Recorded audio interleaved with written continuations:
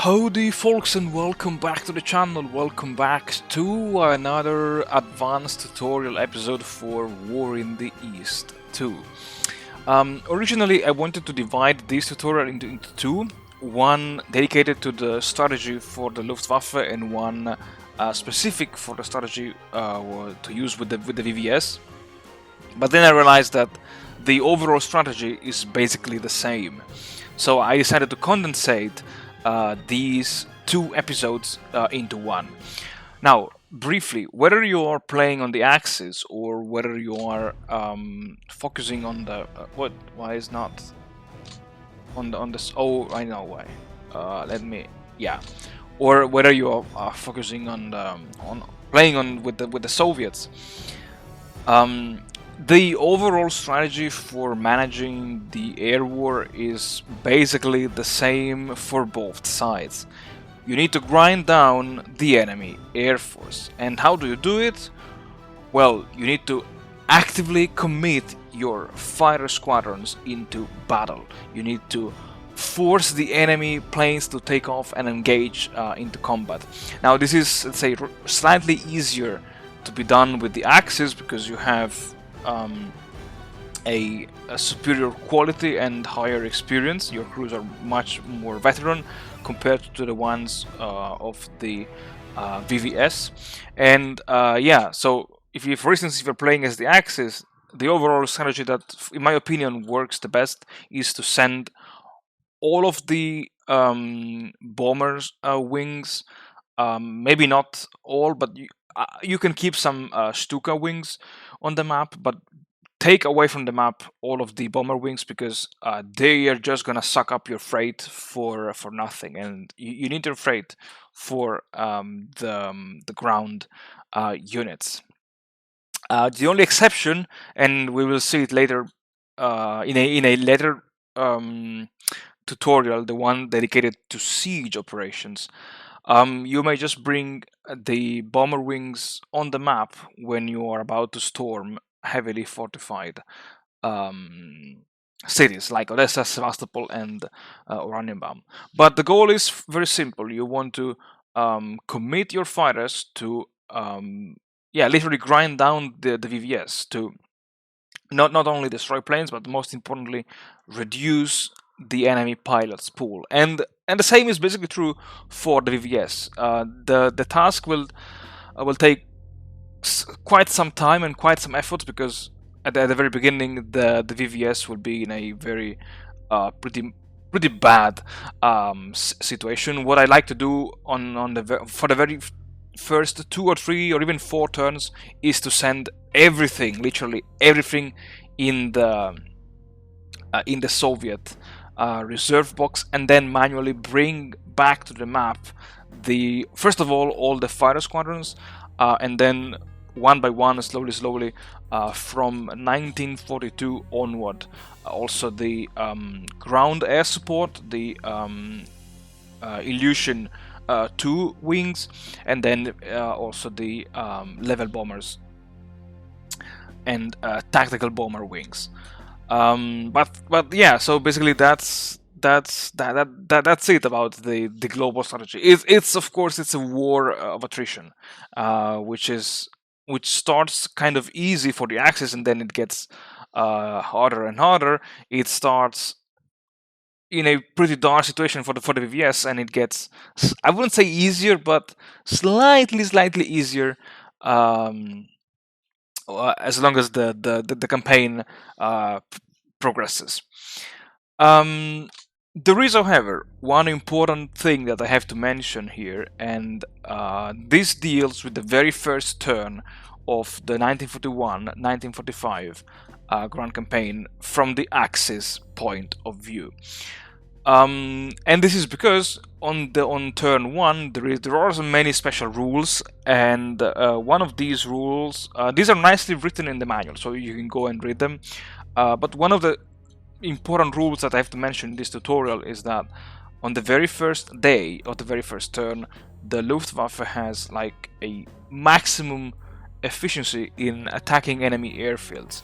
And before, I think, patch 1.02.51 or 50, you had to basically delete all the preset air directives, and you had to manually redo them to maximize the efficiency, the combat efficiency of the very first turn, of the very first day of the very first turn. Now, luckily for us, the developers have already implemented uh,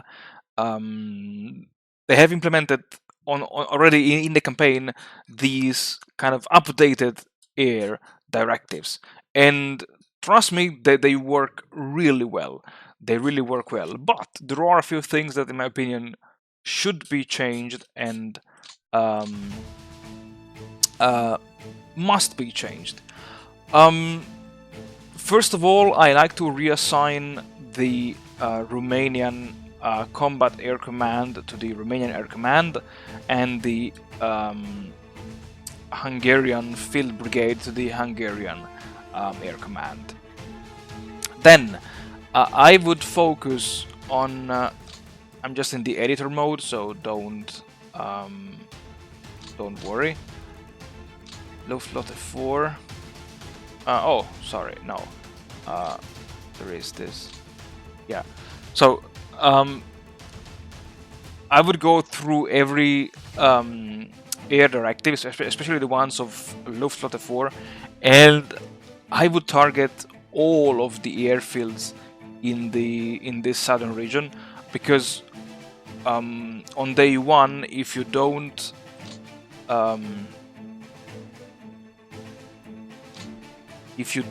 cross these hex, so these area here, all of the units of the southern front will remain frozen, but not the airfield. So you won't, because you can, let's say, maximize the destruction of enemy airplanes by physically overrunning the hexes with the air bases. Since you cannot do it here, you want to make sure that you are bombing as many air bases as possible on day one of T1. So go through the air directives and check that you have enough missions to target these airfields. And last but not least, oh yeah, I forgot. Remove all the recon missions, as I've done here already, because recon missions are absolutely horrible and useless for T1. They can become useful for both sides, of course, throughout the course of the campaign. And since I'm talking about recon, this is important. The Axis player must be extremely careful in using and handling its recon wings, because recon planes are quite rare, and it's really up to you folks to decide when it's the case, when you think it's the case to commit an air recon mission, or when you just want to preserve your airframes for future usage. So on T1, just remove everything, every recon mission, and you need to play around with the loadouts of your planes. Namely, you want to make sure that all of the fighter planes are equipped with the 300-liter drop tank, and you can do apply to all BF 109 F2 in Axis Air Force.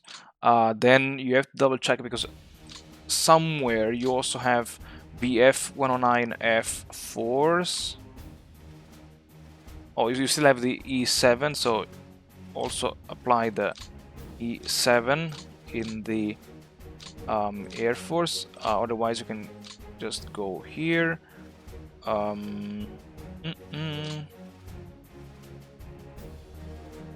Show types. Yep, that's much better. I know you don't. I'm pretty sure you have them somewhere. Commander report. Okay, let's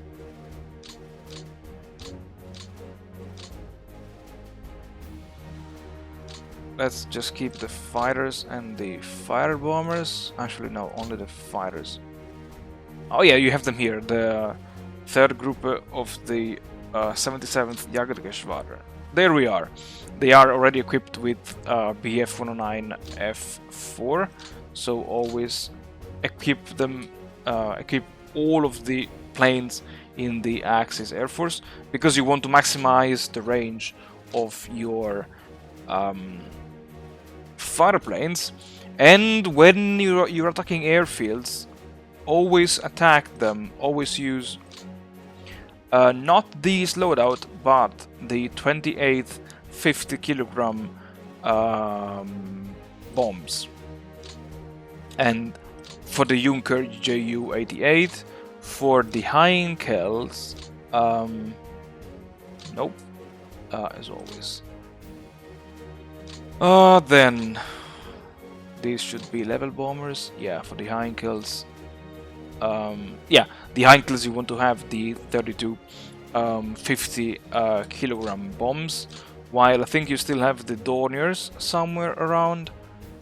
And yeah, you still have the Dornier in the second